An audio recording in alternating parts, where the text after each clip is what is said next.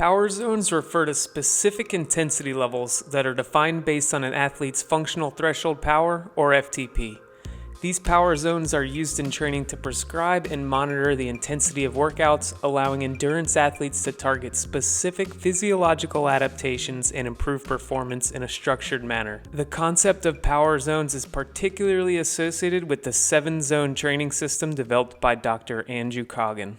Dr. Coggin is a distinguished exercise physiologist and endurance coach and has significantly contributed to the field of sports science. His extensive research in power-based training has been instrumental in the development of the 7-zone training system, revolutionizing how endurance athletes and their coaches, like me, approach their training. For some historical context, the evolution of training methodologies from traditional heart-based approaches to power-based systems sets the stage for Dr. Coggin's contributions. Understanding the limitations of heart rate training led to the exploration of power as a more accurate metric for intensity and effort. I've spoken about the difference between training to heart rate versus power on this channel already, so we won't dive into that again here. Speaking of the channel, please don't forget to like, subscribe, and leave a comment. Doing these things helps other athletes find this content, and lifting each other up is what we're all about over here. Back to the zones though. The primary objective of the power zone training system is to provide a nuanced understanding of physiological responses at different intensities and therefore enable athletes to tailor their training to achieve specific performance goals. The power zones are typically divided into 7 distinct zones, each corresponding to a specific percentage range of an athlete's FTP. These zones help endurance athletes tailor their training sessions to achieve different physiological goals, from building aerobic endurance to enhancing anaerobic capacity. Here's a brief definition of each power zone, including the percentage of your FTP each zone occupies, the physiological basis for the zone's existence,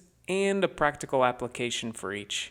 Zone 1 is up first, also known as active recovery, and is 55% or less of your FTP. It's defined as a very low intensity effort, often below aerobic threshold. For its physiological basis, it facilitates recovery by increasing blood flow without inducing fatigue, and practical applications for Zone 1 training are post-race or hard training day recovery rides. Up next is Zone 2, your endurance zone, which is 56 to 75% of your FTP. It's defined as a moderate yet sustainable aerobic effort. For its physiological basis, it enhances aerobic capacity and builds endurance. And practical applications of Zone 2 training are foundation building rides for overall fitness and base training. Zone 3 is your tempo and sweet spot effort at 76 to 90% of your FTP. It's defined as a moderate to high intensity effort sustainable for extended durations. For its physiological basis, it improves lactate threshold and endurance, and practical applications of Zone 3 training include sustained efforts in time trials or long climbs. Up next is Zone 4, also known as lactate threshold, which is between 91 and 105% of your FTP. It's defined as a high intensity effort just below your anaerobic threshold. For its physiological basis, it improves the body's ability to clear lactate and delay fatigue. And for a practical application of Zone 4 training, it's critical for improving sustained power and race performance. On to Zone 5, also referred to as VO2 max, and it is 106 to 120% of your FTP. It's defined as the interval at which you've achieved maximum oxygen consumption. For its physiological basis, it increases aerobic power and oxygen utilization, and for a practical application of Zone 5 training, it enhances overall aerobic capacity and power at high intensities.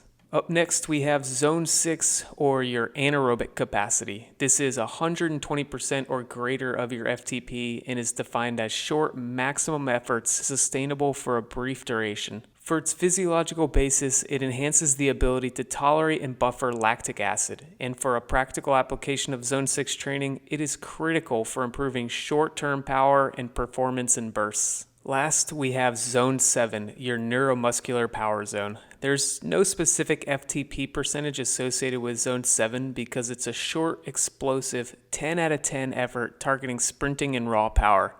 aka it's as hard as you can push. For its physiological basis, it develops neuromuscular conditioning and power output, and for practical applications of Zone 6 training, it's essential for sprinters and athletes requiring explosive power.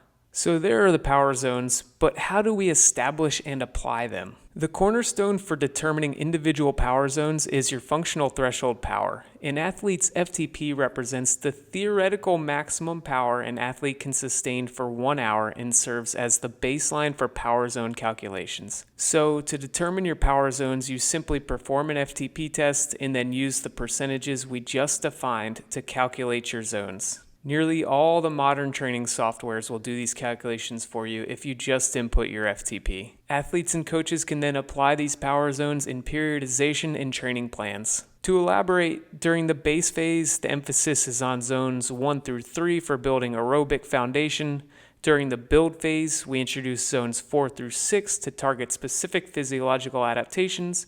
And during the peak or specificity phase, the focus shifts to race-specific skills and maintaining fitness with personalized adjustments based on upcoming events. We can also use the zones during individual workouts and intervals. Zone-specific workouts are tailored sessions focusing on specific zones to elicit the desired physiological responses. During structured interval training, we utilize the zones to enhance both anaerobic and aerobic capacities, and also to provide variability in workouts to prevent monotony and enhance overall fitness. Knowledge of the zones is also used to monitor progress through power metrics. It can be useful to complete a regular analysis of your power data to track improvements, identify trends, and make informed training decisions. This requires periodic testing, including FTP assessments, to ensure accurate zone prescription and adjustments. While I am a total believer in the effectiveness of training to power zones, it's only fair that we quickly discuss the critiques and additional considerations as well. There is absolutely individual variability between the zones, especially as they relate to genetic factors and fitness history. Acknowledging the role of genetics in an athlete's response to training stimuli is an important consideration,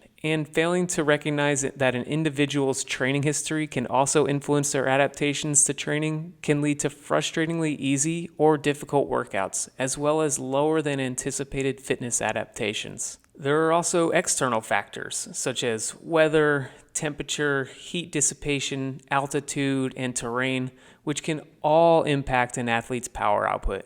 Training indoors can certainly mitigate many, but not all of these factors. There's also equipment variability, meaning there may be variability in power measurements as you switch between bikes or devices. The negative effects of these critiques and additional considerations can be mitigated through adaptation and periodic reevaluation. Since every individual is different and some athletes may adapt to specific training stimulus while others may not, workouts and training plans that are based on power zones require adjustments to maintain progress. The importance of regular testing and periodic reevaluation can ensure accurate zone prescription and reflect changes in fitness, which gives athletes and coaches the knowledge and confidence to adapt their training plans accordingly.